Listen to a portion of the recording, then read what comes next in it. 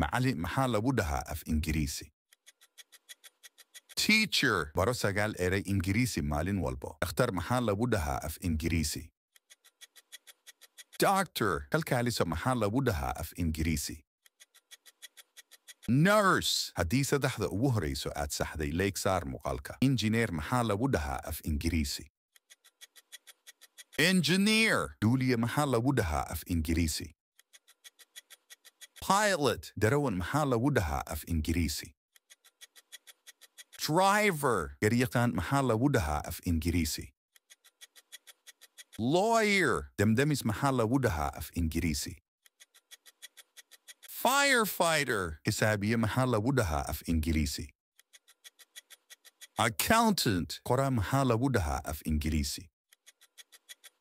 Writer mida ugu dambeyso ganacsade maxaa lagu dhahaa af Ingiriisi? Haddaa jawaabta taqaanid nagu soo qor qaybta falada mahadsanid.